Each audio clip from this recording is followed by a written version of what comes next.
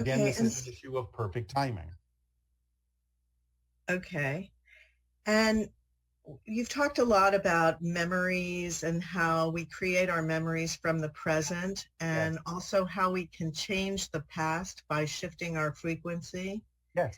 So how does that relate to other people that are in our lives if their memories aren't aligned with ours because we've shifted frequencies and shifted the planet that we're on? How does that synchronize between the people in our lives and what we remember and what they think is true? Well, again, as we have said, for a while, you are agreeing to play the game of continuing to be aware of people that have made different choices and are experiencing different things. You're allowing that to be part of your game for a while. Eventually, you won't. Eventually, there will be no, shall we say, disagreement on the overall picture of what you're experiencing when you have shifted to the version of Earth where everyone is relatively harmonious and in sync with one another. But for now, for the purpose of experiencing process and for the purpose of still giving yourself the opportunity to change your mind and make different choices, you have agreed, even during your shifting, to shift to versions of Earth where you're still aware that there are different choices you could make that may not be relevant or in alignment with what you prefer. That's part of the choice you're making for now, to give everyone a chance to make their choices, to see in you different experiences they could choose for themselves, and for you to see in them different ideas you could choose for yourself. That's part of the game you're playing, even while shifting to different versions of Earth. So what kind of a timeline are we looking at with this in terms of when you would experience Earth and be experiencing people having similar memories to you? Of course, it will vary from individual to individual, but again, we could say that the overall bubble would probably be about 50 of your years. Okay, and so for those individuals who may not live for another 50 years, they would Yes, just experience varying degrees of that. yes. Again, it will be per individual. Some may go on ahead, some may lag behind. There may be an average to it. So you can't just say it's true for everyone, but we're giving you an overall average for the collective of your reality, barring the exceptions, about 50 years for everyone that you perceive in the version of Earth you're in to seem relatively harmonious Oh. to whatever idea, relatively in sync to whatever idea you're experiencing, whether it's positive or negative. This question has to do with suicide. Yes. And the person is asking, are either of these statements true? Someone who commits suicide will usually come back in physical form more quickly than someone who has died of natural causes. You want me to answer that one first? Sure. All right. Generally, that seems to appear to be the case, but only because when a person arrives in spirit, they may realize very rapidly that that wasn't necessarily the choice they initially would have made, and they wish to finish the theme that they chose to explore. So they will look for an opportunity to do so in physical reality. Now, that's not necessarily true for everyone. Some may continue their theme of exploration much later, or in a different dimension, or even as a non-physical being. But in general, when you make a choice to experience a certain thing from the spirit level to begin with, linearly speaking, you usually want to stick to it and finish the job. So many times people that commit suicide will suddenly awaken to the fact that they did make a choice initially that was very important to them, and they will usually look for an opportunity to go back into the situation, at least something similar, so they can finish the theme they chose to explore relatively quickly, linearly speaking. So on average, in general, yes, there's validity to that, but it's not absolutely true for everyone.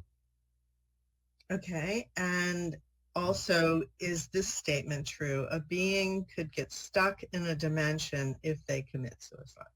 No. They may think they're stuck. They may create an experience of being stuck for a while, but again, only because of the belief systems they may have brought in with them. Eventually that will dissolve because they have help from physical reality for those individuals who are sensitive to such things. And they have help from their spirit guides in non-physical reality as well. So they can have the experience of being stuck, but they're never actually stuck. That's just an illusion. Okay, and also the idea that if someone is terminally ill and they are in great suffering and they choose to have assisted, suicide, I Yes. suppose, does that come with the same idea of what you were saying in the first question? No, not necessarily. Again, as always, you can't make a general concept true for everyone. It depends on the reason they're doing it. It depends on why they have attracted that situation to begin with. But in general, in the way you're asking the question, no. Okay, great. So there are, there's legitimate reasons for quote unquote suicide. Well, again, and then remember, all death is suicide because mostly you have determined the window of your lifespan. And then basically the choice of how you exit is something having to do with opportunity, but it may also have to do with the other people that are involved in your life, etc. Yes. Again, you have to take it, as always, on a case-by-case, person-by-person basis to see why someone has chosen what they have chosen and why they're experiencing it in that way. But in answering the question generally, the answer is generally no. It's not the same as if you commit suicide through the idea of desperation or fear. You mentioned sometime that there are spirits that rematerialize into physical form on Earth. What is the longest time a spirit has remained physical on Earth after dying? And was this spirit human, animal, or plant? I'm not allowed to tell you about that at this particular point. Okay. All right. And you've said that cats communicate with elementals. Very often, yeah. When do cats learn to speak to elementals? Is it instinctive from birth? Are there telltale signs when the cat is doing that? And what is the conversation usually about? It is instinctive from birth. You can usually tell, though not always, when they focus on something that you say isn't there, that you can't see, but they seem very attentive in a particular direction. Now, that's not always the case. They might be looking at something you just can't see with your own eyes. That is still in physical reality because they have very sharp senses. But again, it can look similar. They can be engaged with something that you can't see, and you can tell they're engaged with something by their focus, their head motions and body language and so on and so forth. Very often, though not always the case, what it's about is something that either has to do with the cat and its relationship to you, or it has to do with things that the cat can experience when it's out of body and the cat's life in general or specific terms. But a lot of it will usually have to do with things that are going on in the life of the human and the cat and the relationship between them and how that might progress and evolve to including the elemental in some way, shape, or form that can be of assistance to the lives of the humans and the cats, and other animals participate in this as well. It's not just cats. But they do have a strong proclivity for this kind of activity. Okay. What sort of mind structures do plants have, and how different is it from mammals? Do they ever dream, reflect, or use archetypes to communicate like humans do? Absolutely, they do, but we're not going to go into a deep explanation now, but they have a difference in the way that they experience those things. It's a different form of reflectivity. It's a different experience of an archetypal connection.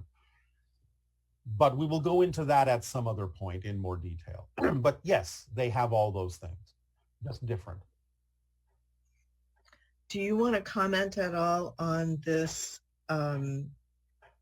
cryptid that is called Dogman? Not at this time.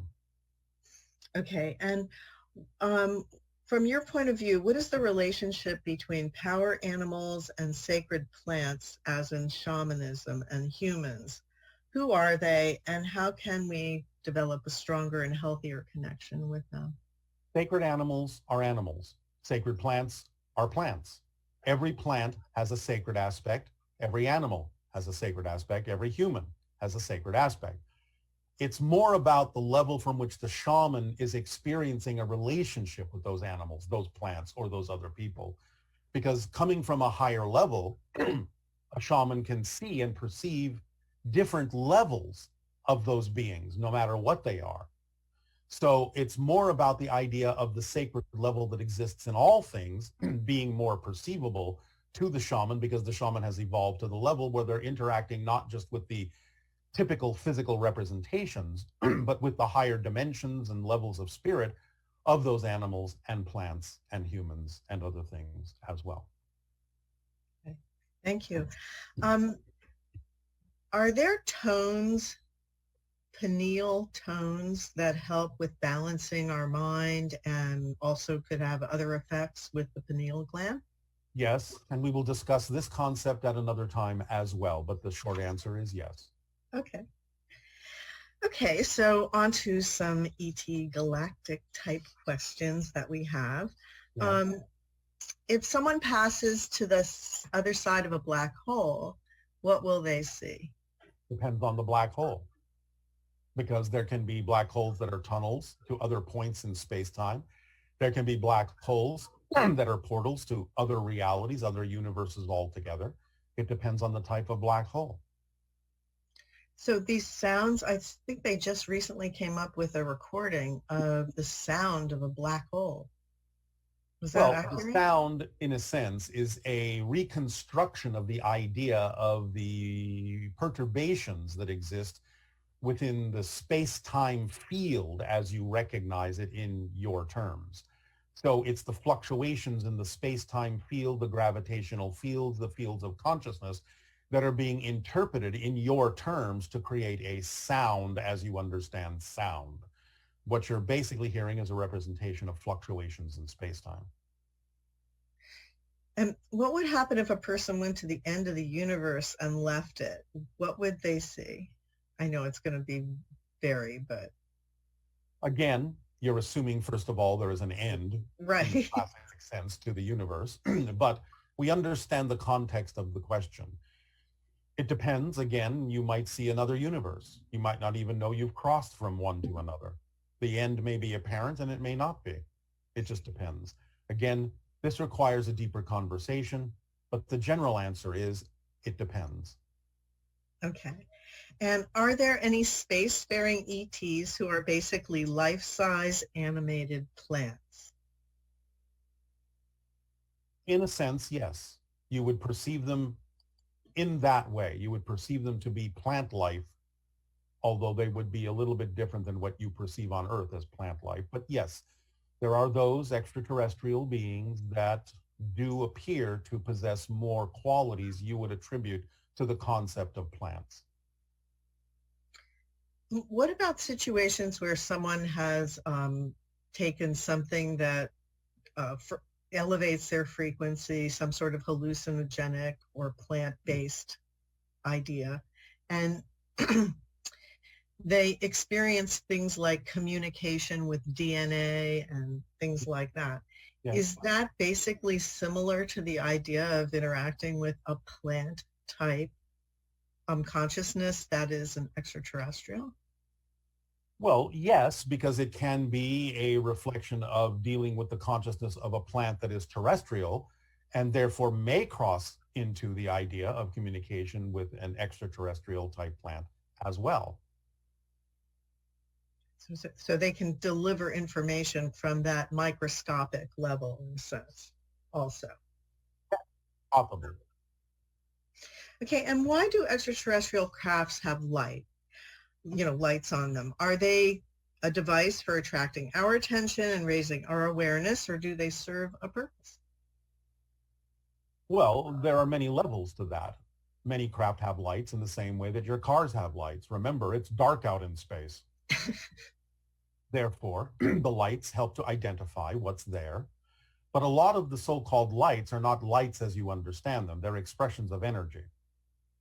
So they can be representative of many different things that are not necessarily physical lights in the way you understand the technology. It may be the manipulation of energy that has a light as a side effect. Okay, and will there be people who immigrate to Essassani, and how would that work in the Interstellar Alliance? Eventually, there may be those that will come to live on different planets relatively permanently, yes. In the future, when you are a full-fledged member of the Interstellar Alliance, that is a common thing for individuals to do as long as the planet can support their form of life. Just like you would go to live in another country. There is nothing mysterious about this. At the present time, though, individuals who are experiencing Essassani would basically be doing it in dream time in that form. In their astral form, yes. Eventually, it can be physical. There are humans who have been taken to other planets physically. We're not going to go into detail about a lot of that right now. But there are humans who do reside on other planets. It's rare, but it has happened. And are there subterranean intelligences living alongside humans on this planet? There are some. That doesn't mean there's a hollow earth in your dimension. But there are some subterranean beings that do exist on your planet simultaneously with you. There are not many. Mostly those that you would consider to be other civilizations, subterranean, are in other dimensions that just appear to be inside your planet. But there are a few physical beings that do live in subterranean enclaves on your planet that you are not necessarily aware of. Yes. How prevalent is it that there are ships in the oceans? Do you mean extraterrestrial craft? Yes. Oh, sorry. Yes, of course.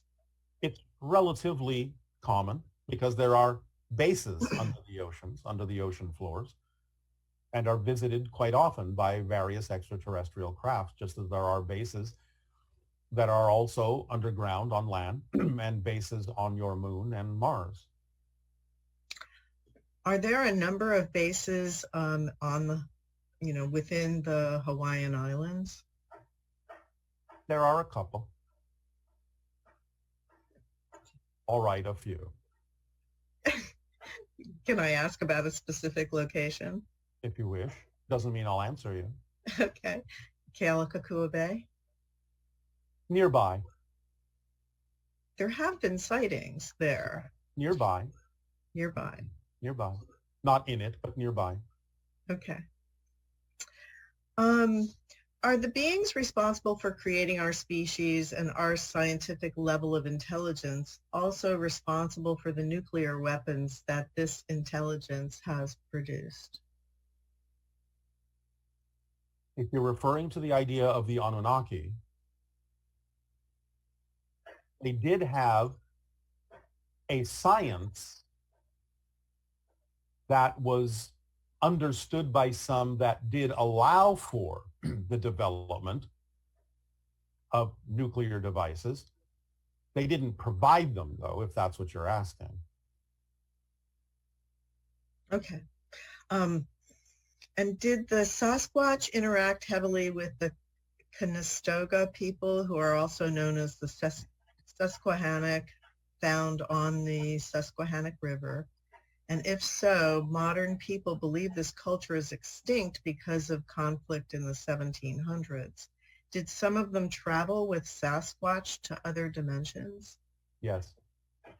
And that's all we will say about that. Okay. And are ancient Egypt giants Anunnaki? Some of them certainly have a lot of Anunnaki blood. They are mostly ancient Atlanteans that have a lot of Anunnaki blood, many of which still existed on Earth in the late periods after the destruction, the third phase of destruction of Atlantis, and became known as the Anunnage. You can look them up. Anunnage, Anannage, Anunnage, which is a corruption of Anunnaki. But many of these are ancient Atlanteans who survived and went to different areas on your planet that had a lot of Anunnaki blood. Okay, and this is a question about the U.S. congressional hearings on the UFOs. Yeah. Well, first of all, does that foreshadow a change in the collective energy leading to the beginning of the open window of contact? It does, of course, even though not much information actually was offered in that meeting. The fact that it is recognized as a public meeting that professes to take the subject seriously is a step forward in the evolution of contact. Yes, of course. And this person is saying, I read that the U.S. government or military doesn't want to admit UFOs are from outer space and friendly because then there would be no need to have huge budgets to protect ourselves against them. Is that accurate or? Yes. In general, yes. There are exceptions, but yes. And in the news this week, there was also a picture of a doorway on planet Mars. And is that picture true? No comment. Okay. All right. And there'll be a device in the future that will help access the unconscious mind and discover our negative beliefs. Can you tell us what kind of a device that would be? It will be an AI device. And is it connected with the internet? Because you've talked about how we would be able to talk with our higher minds through the internet. I guess it's sort of a representation of that idea.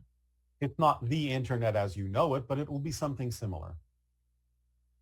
Okay, and can you tell us something about advances in health and medicine, what they might look like that would help us continue to evolve and move towards greater and greater open contact? Eventually, it will all be based on the understanding of resonance and frequency of energy.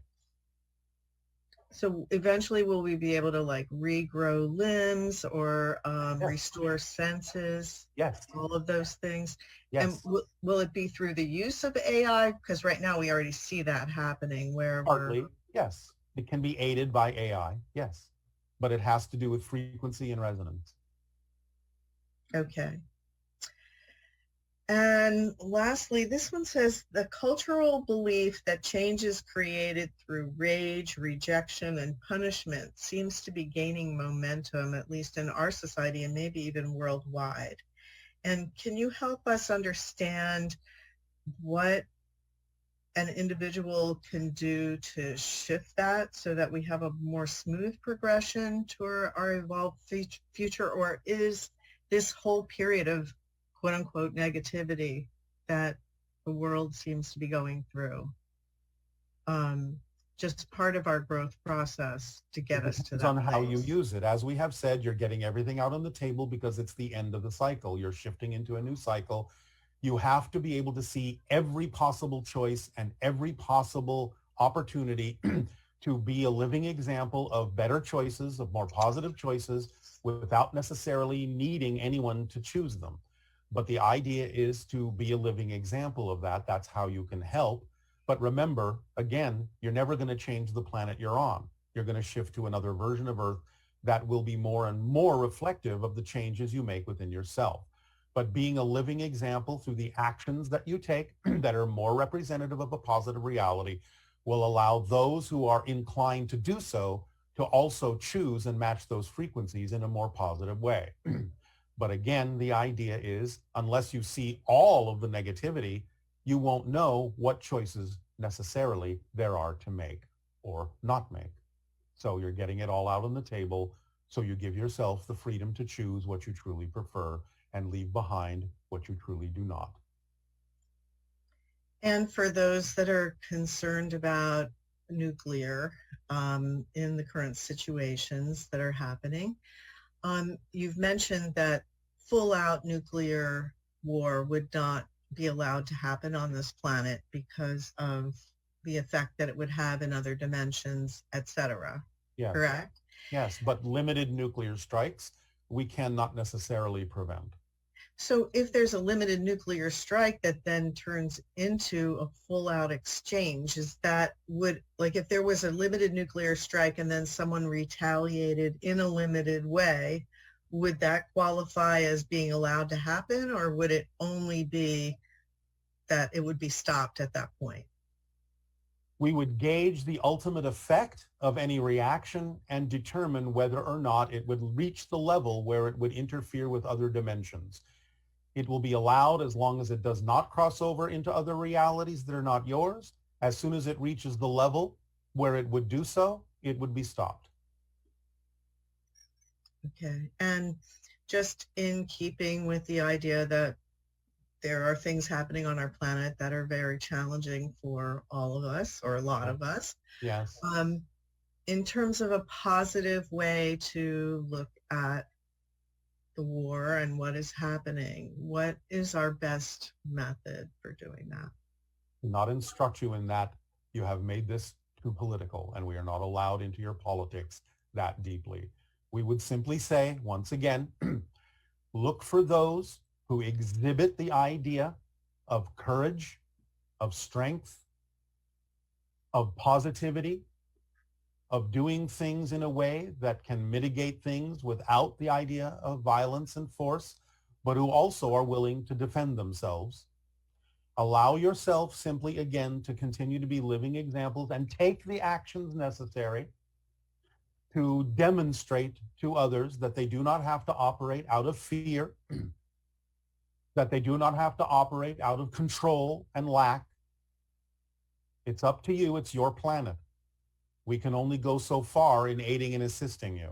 You have to make the decisions that work for everyone in the most harmonious way and help those who live in fear to understand there is another way. We have to leave most of that up to you to use the tools we have shared with you in ways that can be of assistance and service to all. It's your planet. Thank you, Bashar. We really appreciate your perspective and all that you share with us. It is always our passion and our pleasure and our gratitude and appreciation for allowing these exchanges to occur. Depending upon what you do with this information will make all the difference in all the different versions of Earth that you choose to experience as you move forward on your evolutionary path. And in that light, we now invite you to participate